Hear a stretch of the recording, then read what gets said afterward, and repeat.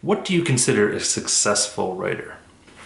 The reason I ask is I think that our definitions of success change based on where we are at. A great example of that is this YouTube channel. I remember when I first started this YouTube channel thinking, boy, if I could ever get 100 subscribers, that would be great. I would consider this a big success and that would be amazing. And now that I'm well beyond that, I'm almost at 1,000 and I'm thinking, man, if I could just get that 1,000 subscribers, that would be successful. That would be amazing. And I'm sure when I get to that point, I'll be like, boy, if I could just get 5,000 subscribers. Success is always a moving target, and I think that's a good thing because that always pushes us to the next level. But at the same time, it can be a little dangerous because we miss out on the successes that we are having because we're always thinking of the next thing. At least that's how my mind works. To kind of look at my own writing career, in some regard you could consider me a pretty successful independent author. I've put out 3 books, a collection of 6 novellas. My most popular book, Your Regulation 19, has like 125 or so reviews on Amazon with like a 4.4 average rating. I get emails occasionally from people saying that I'm their favorite author, which is mind-blowing and awesome. I'm actually having the best sales month of my life right now. A couple weeks ago, I ran a 99-cent sale, and it was promoted by one of the biggest book promotion sites in the world, and I sold more copies than there were people in my small hometown, the town that I grew up in, which is amazing. And I'm saying all that not to brag, but just to point out that by some metrics you could consider me successful. But by other metrics, if you look at it another way, I'm a guy in his mid-30s who's wanted to be a writer since I was 10 or 12 years old, and I've never been published by a major publisher.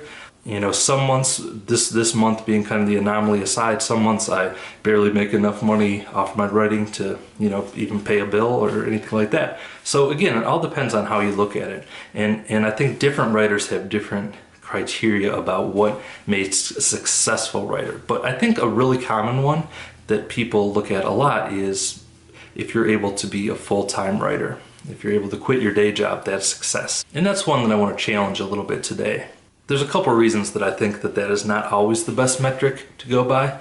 One is that there's a lot of writers that I consider very successful who do not write full-time.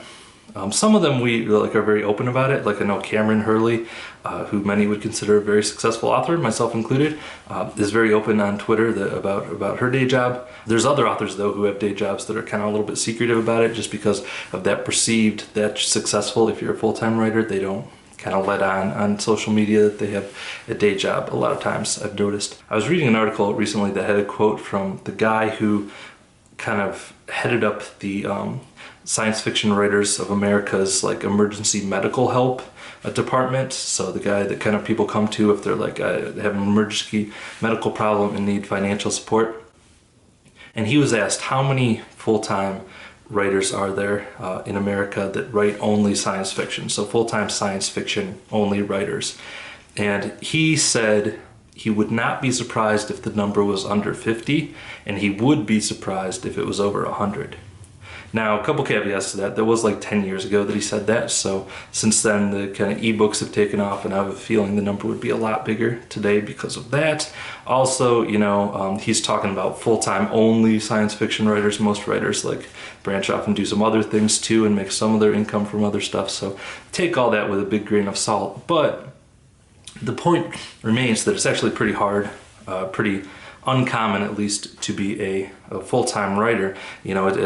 Even if we take 10 times what he said and say there's 500 to 1,000 full-time science fiction only writers, which there are probably not that many, but if there are, that's like the odds of being in the NBA or something like that. So it's kind of long odds. So if that's the only metric of success that you're using, it's not impossible, certainly, at all. And I know people have done it and others who are very close to doing it.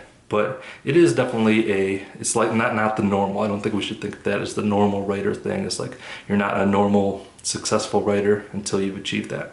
The other thing is, I think there is something to be said for having a day job. I have a day job that I really love, and it uses a completely different set of muscles from my writing, and it's kind of fun to have that world. It's almost like I feel sometimes that I have a secret identity, I have my day job world where I can excel in one area, and then my kind of secret writing life. Not that it's really secret, boss knows that I write and stuff like that, and they could certainly watch these videos or public.